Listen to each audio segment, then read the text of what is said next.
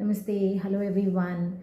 I'm here today to talk about an observation and probably my understanding about a word that is often used when people describe a client in a clinical setting.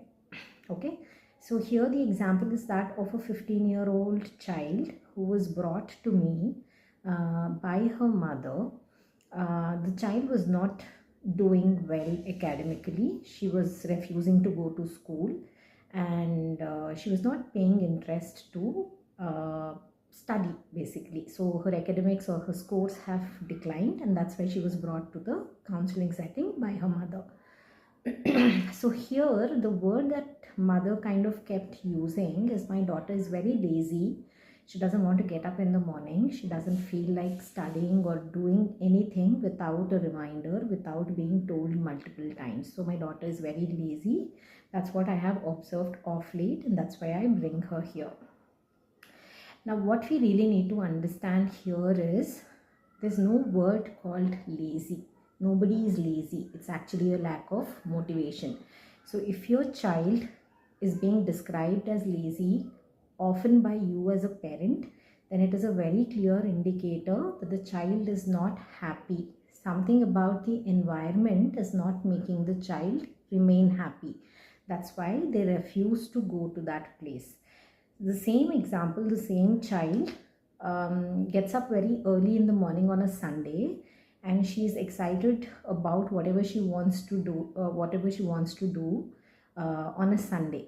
How come, if she is lazy, she has to be lazy on a Sunday, right? How come there's so much of excitement on a Sunday?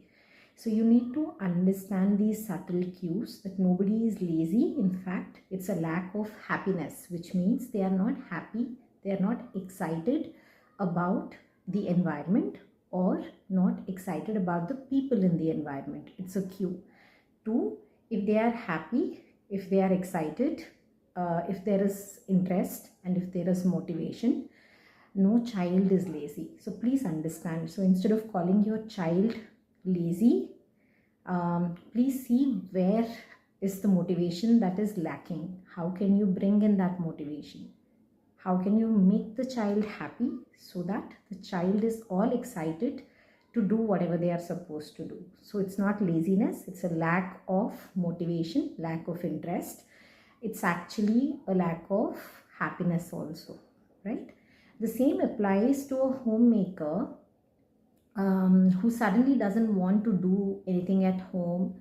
Usually things that interest her suddenly stop giving her pleasure. So she suddenly is called lazy. Again, a lack of motivation, lack of interest. So we'll have to see how to keep her happy so that she runs and does her things around the house or whatever she's supposed to do. The same applies to an adult working in a workplace, suddenly called lazy and unproductive. See how we can make them happy, how we can bring that motivation back so that they break the so-called laziness. So please think before using the word lazy. Please understand that they lack motivation. See how you can make them realize what's missing in their life and how they can bring the motivation and happiness back. And also you as a person around them, either as a parent or as a teacher or as a co-worker or as a spouse, see how you can help them bring that happiness and motivation back and how you can support them through it. Thank you.